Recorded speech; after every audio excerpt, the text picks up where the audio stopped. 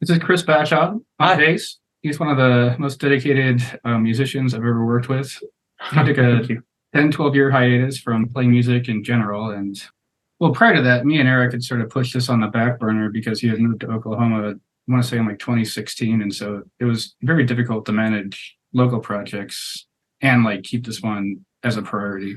But when Chris came along, he showed a strong interest in playing the Lake Mar material. And so I got on the phone with Eric Howerton, singer, and co-writer of some of the material, and said, let's make this a priority. And he was thrilled. So we decided to start making some decisions to get him out here.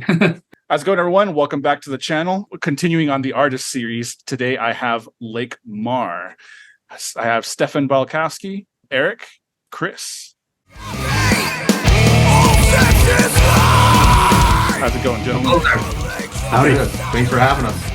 Thanks for being on. So jumping into some things, we were talking a little bit beforehand, talking about the origins of the band and, how you all came back together. I'd like to ask about a hiatus that took place because my understanding is that this isn't the first instance of Lake Mar, and it started quite a while ago and just jumping back into things.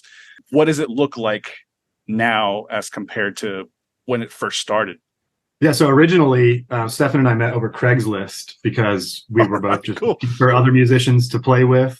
I had recently moved to Utah and had left behind a band in Houston, and so I was interested in getting back into playing live music. And so Stefan and I met up, and we didn't start practicing until about a year after we met. That sounds about right. And then I was in a band in Salt Lake, and I had a bunch of material that didn't necessarily fit with that band. Gotcha. Okay. And I knew Stefan had a little bit more of an open mind and a little bit more of an experimental streak. So I brought some of that material to Stefan, and we just started jamming and working on it, and produced a 9-minute song with a plethora of riffs that we're still trying to edit down. But then we practiced for about 2 years, maybe for a year before I moved. And then I came back to Utah in 2017. We wrote some more material then. And then that's when things kind of took the first hiatus, I would say. Right. And Stefan and Chris were working on another project. So why don't you continue and tell us how it evolved from there? That's not exactly linear. Me and Chris started working together. I want to say it's either been 9 months or like 18 months, one of the two. But yeah, 18 months. we were working on another project previously, and that went south unexpectedly. So I started showing Chris some of the Lake Mars stuff, and he had strong interest in playing that. So that's when the three of us had a discussion about making this a priority, and here we are. You have mentioned, or at least in the pre-interview, you mentioned that like you really feel like you can accomplish a lot or accomplish great things within the span of a few years. What is it about the coming together of the three of you that makes it feel that way? Because obviously you've been in other projects. You talked about other projects just now. What is it that feels different about this project as opposed to others? Oh God, where do you start? I mean, I would say with this project, what's made it different just from Steph and I jamming together is really Chris and kind of some of the mindset, Okay. the professionalism that he brings into it.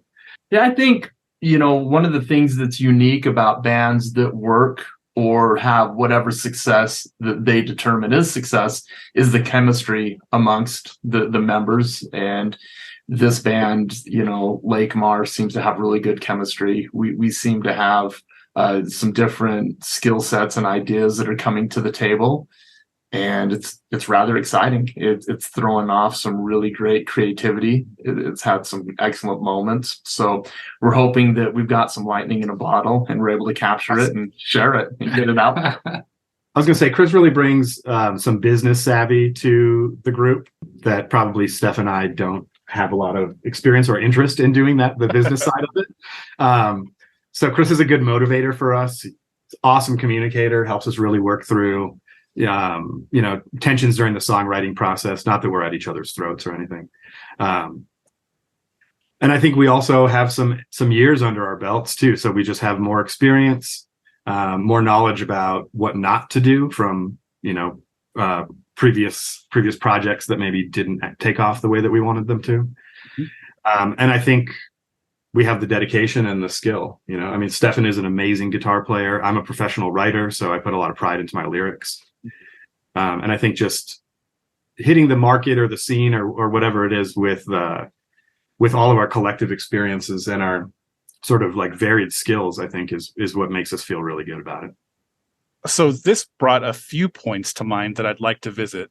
So my understanding of previous conversations with Stefan, actually, because we've talked about Lake Mar before, but I believe he was talking about you, Eric, when he was talking about Lake Mar has more than just one meaning. Is there anything you could add to that?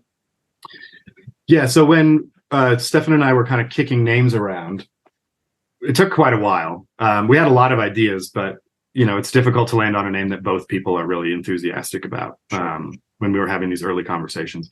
But I think the thing that we liked about Lake Mar, and it's sort of the /E at the end, is that it lends itself to different interpretations and grants us a little bit of like freedom if we kind of internalize that the name itself can mean multiple things. It can sound multiple ways depending on how you're pronouncing it. Yeah.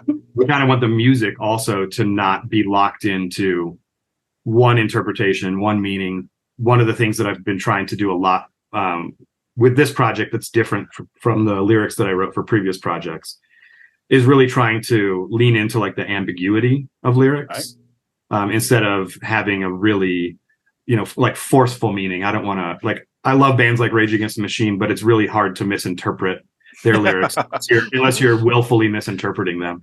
Sure. You know, so for this project, I wanted to write a little bit more personally, a little bit more abstractly, but also make it so that, you know, use my familiarity with poetry to make it so that some of the lines could have multiple meanings depending on who the listener is. That's pretty in depth. I think that's a lot of thought definitely goes into that. And there's a lot of writers who are kind of known for that sort of ambiguity. Are there any that you kind of take inspiration from? What led you down that path? So with previous projects, so I was in a band called Crisis in Consciousness in Salt Lake. And that was really, it wasn't political, but it was socially aware. Okay. With this project, I think I just matured a little bit in terms of my own, you know, emotional development and became a little bit more comfortable working through my personal problems instead of always having the lyrics look outwards at like social justice issues or environmental issues. I'm not opposed to still writing about those things, but I felt like this project, because I know the music that Stefan produces is really emotionally meaningful to him. And so I wanted to match that with lyrics that were emotionally meaningful to me, not just lyrics that were spouting out philosophy or. Gotcha. Okay, cool.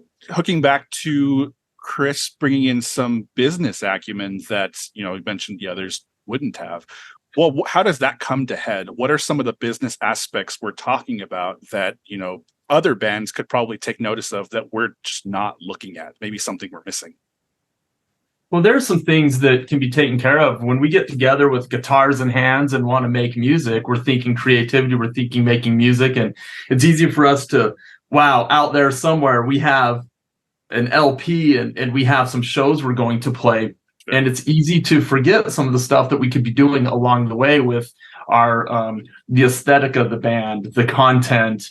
We got, you know, working on the website, working on social medias, which we're deep into. And there's a lot of things along the way that we can work in parallel as we get to it. Look, the basics of it for me, I'm not in my 20s anymore, and none of us are. But what have we learned along the way, and what can we do with it? And we've got this great opportunity to come together and do something special. And so let's go for it. Let's make the most of who we are, what we've got, and share something with those that want to participate and enjoy this with us. Well, and Chris is being humble too. He was in a touring band. Would you have 4 albums with Sam? Three albums. And Chris took care of most of the bookings and a lot of the touring details. So here's like a more concrete example of what Chris he personally contracted someone to make a flyer in search of a drummer. Let's get word out. We need a drummer. Yeah. It looks very professional, and that's the sort of thing that Hey, if you want to cut a promo here, feel free. If you're a drummer and you live in, I don't know, you guys go ahead. Planet Earth. If you live in a state bordering Utah and you're a drummer, hit us up. Come to Lake Park. But you know, so some of the other things that I think Chris has brought to the table, which were not things that I encountered with other bands, and this band is unique because I'm in Oklahoma, Chris and Stefan are in Utah, you know. But in it, very early on, Chris said, "Well, there's going to be financial burdens with the band, as there always are, and we should share those burdens." So every month we put X amount of money into the Lake Mar joint account. And we use that to pay for things like posters, to pay for travel, to fly me out so that we can practice. And I think that's just a much more professional and conscientious way of like dealing with the finances of the band.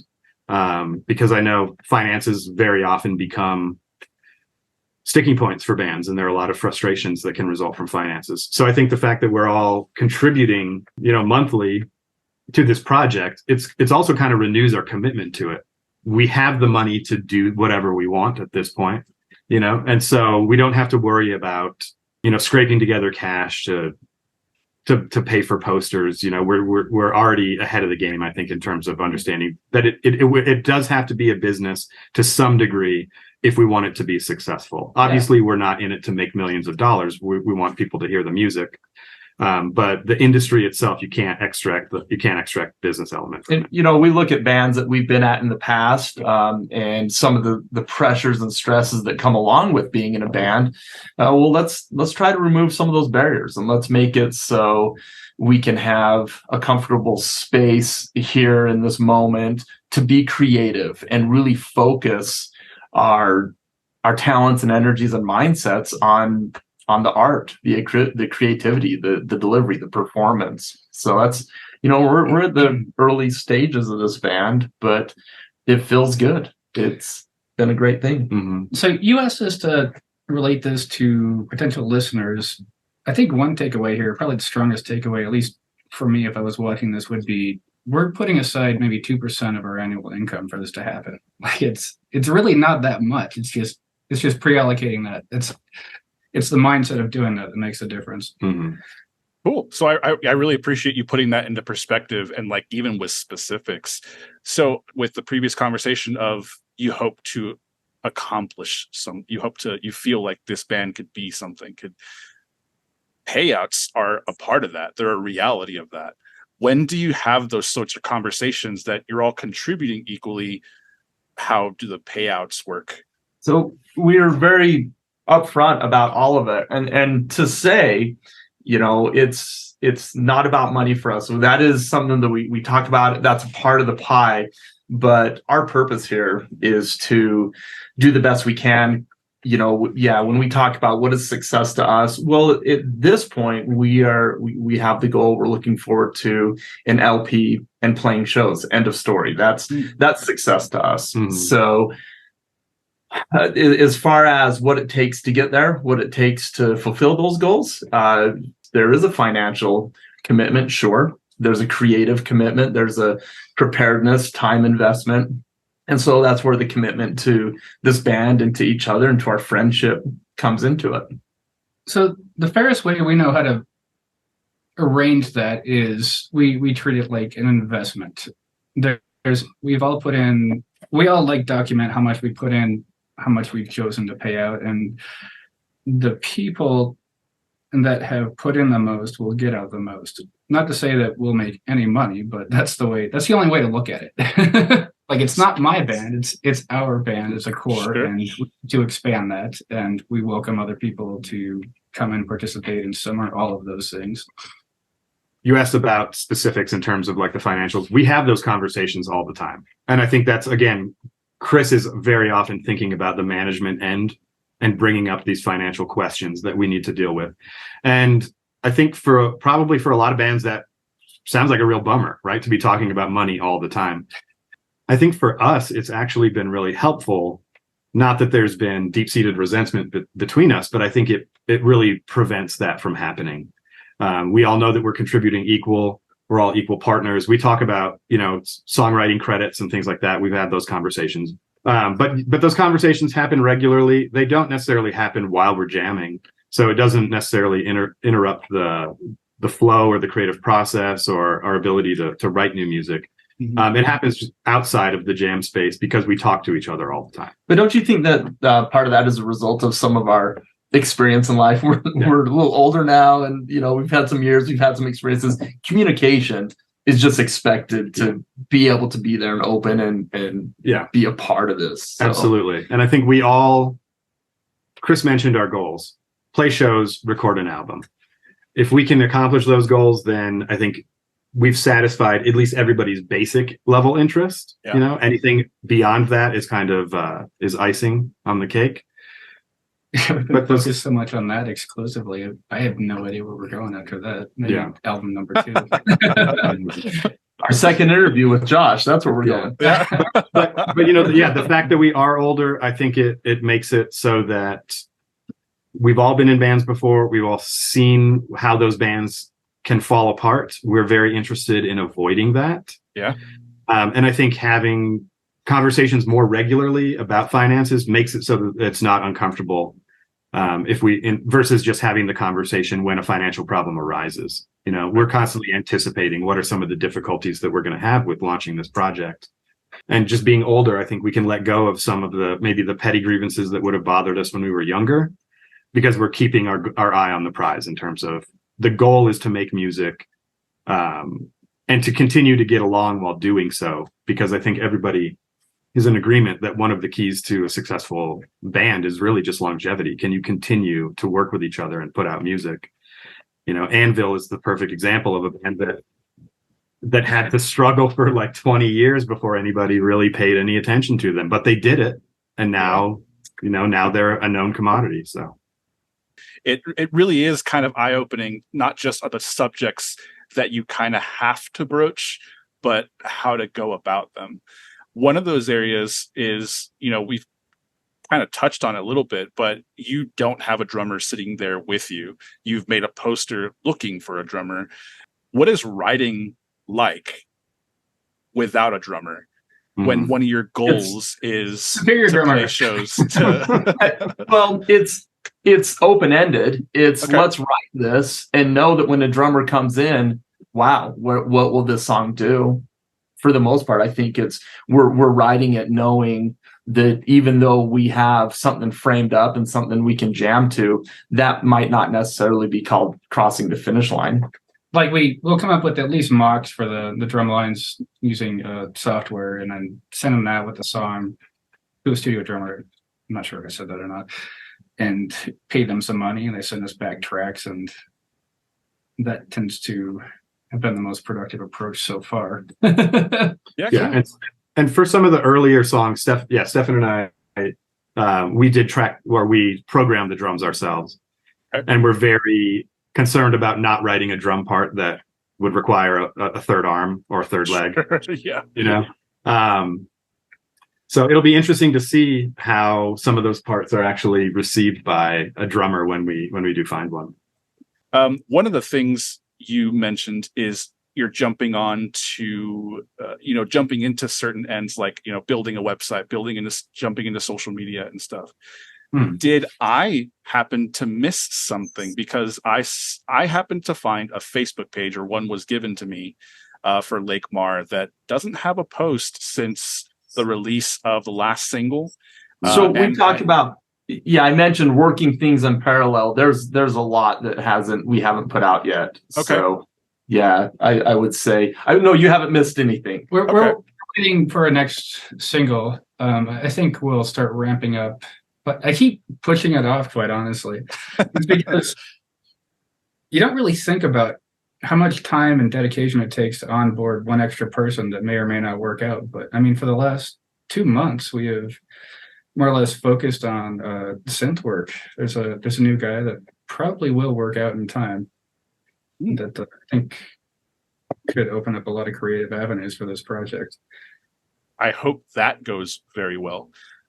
So given that there are certain things you you have your eye on doing? You know, you mentioned the website, you mentioned the social media, and you mentioned that those are in the works. So what, I guess, comes next, and how do you approach those? Are they just kind of get them done when they get done, or do you have like approaches to them? In general, where there's things that are kind of out of our control, like find a drummer, right? Yeah, sure. That's kind of out of our control. That's get done when we get done. But like the approach that we've talked about is, you know, we're building a band, then we're going to build a camp, and then we're going to build a tribe. And there are parts outside of the band that are in the camp that you know, like a booking agent, something that I'm kind of vetting booking agencies right now, or an artist who works on who made the poster for us. Yeah, you know, like we're building connections. Yeah, so we're building our camp as we build our band. Okay, that's a great way to put it. I don't think I've ever heard that before. You said it was build a band, build a camp, and then what was the last one? I think I heard 3. Then you go and put that LP out. You go tour and you build a tribe. Awesome. You build a tribe. So build a band, build a camp, and build a tribe. I really like the way that's put. That does feel like a good way to set a goal and put it in motion and stuff. Yeah. So what you say? Sorry, go ahead. Well, no, you asked, you know, like a time frame or something, and you know, we all felt last fall, hey, in 2023 we'll have an LP out, we'll be playing dates, and we probably won't. We don't have a drummer, and that's really important to us. And you know, yes, we can hire studio drummers. We will, but we want a band member. We want someone to come in and be in this band and be a member of this band. And that's who we're looking for, is someone that wants to be in the band and do the long haul with us. So we'll put that over, you know, any rush to the next step. Let's get this right type of thing. So, you know, if 2023 comes and goes and we haven't fulfilled some of those things, well, 2024, that's what we're looking at maybe. What are some of the things that you're facing on the way to the next, you know, your goal? I mean, for me personally, as the singer, it's just having regular practice. Since I'm out of state, you know, I can practice on my own, but it's not the same as practicing with these two guys. So really just keeping my voice in shape, I think is one of the biggest hurdles for me.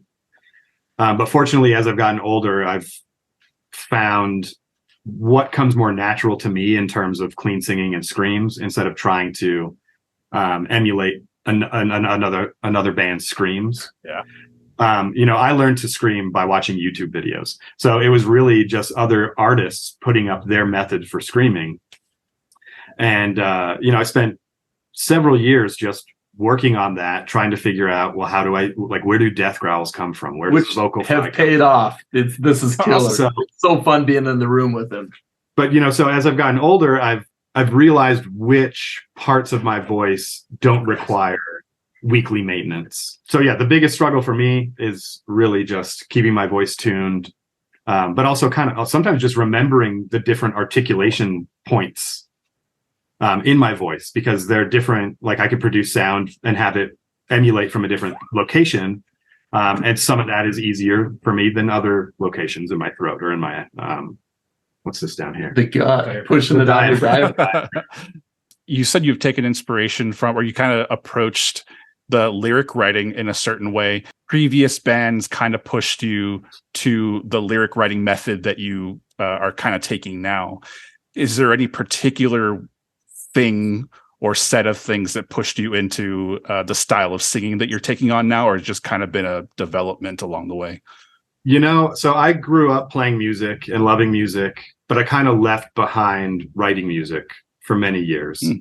And it was really like emotional turmoil that pushed me back into actually composing. Probably the two most significant events in my musical development as a vocalist were just really, really tragic breakups of relationships, and using music as, you know, the cathartic way to kind of move past the hurt of that and start to heal. So music has really, or breakups have really pushed me back into music, and that just makes it really emotional and makes it so that it has a huge payoff for me when I do it right. We have a somewhat, well, probably end up being a long running joke that every time Eric breaks up with somebody, he needs to come out here immediately. Personally, I would like to have no more. I'm I'll okay where I'm at very right fair. now in terms of like my investment to music and my vocal development. I feel like I don't need another breakup to push me further. Hopefully it doesn't come to that. Yeah. As you're writing and stuff, you did have someone mix master the single that did come out, with there being a bit of a gap, at least in the release of something else. Do you maintain a relationship with a specific mix mastering engineer, or do you how do you go about that process of finding the person you want to continuously work with, or maybe just work on with the next project? I was really happy with Lucas at I forget the place he's from. 6 Audio is what I have. 6 Audio, that's right. I wanted to say 2-6, but I know that's not right.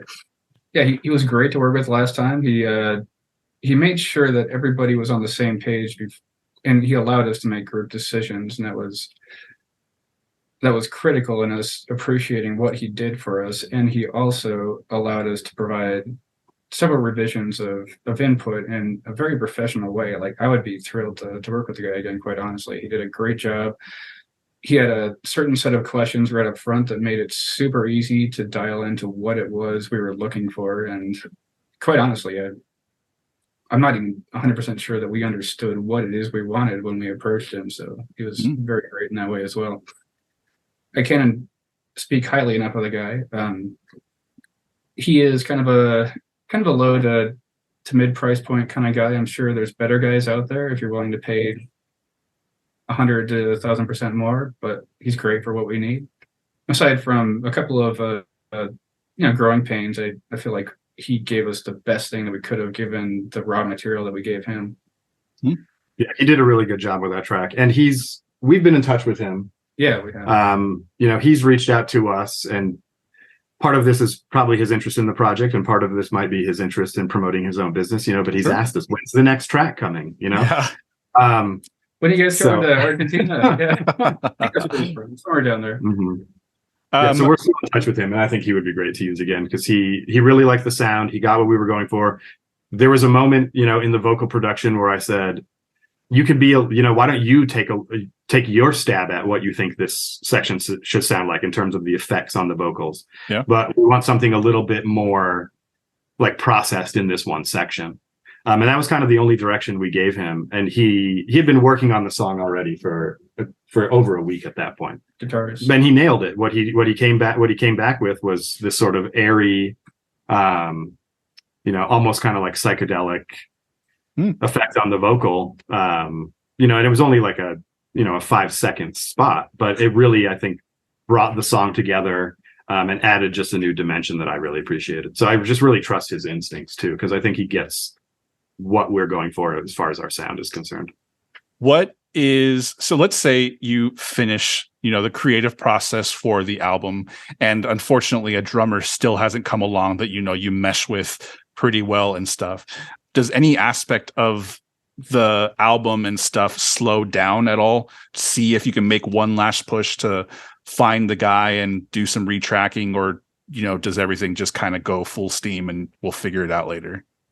We're going full tilt. We're not holding back. If a drummer comes along and he wants to, for whatever reason, reinterpret the way that the drums should or could be, and maybe it's for the better, then that's the way it is. It won't be captured on the official release. Maybe that's enough motivation to cut a couple live takes just for contrast. I don't know, but we're not slowing down. We've even had conversations of, all right, so come the end of the year, if we have a full set worth of material and we have no drummer, maybe the best promotional strategy is just to go play with a laptop and use backing tracks for the drums. Sure.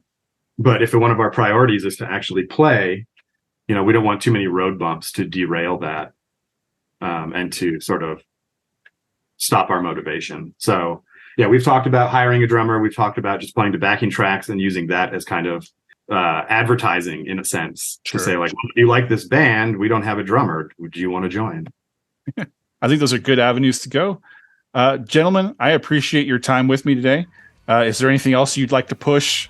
Thanks for having us, and keep your eyes open for us. We're coming. Yeah, we appreciate you giving us the time to talk about our work, and And I followed your channel too, so I've seen the video that you were mentioning earlier. I've seen those videos, so keep up the good work yourself as well. Well, Out there somewhere, we'll have to get together again and talk about the album and some shows.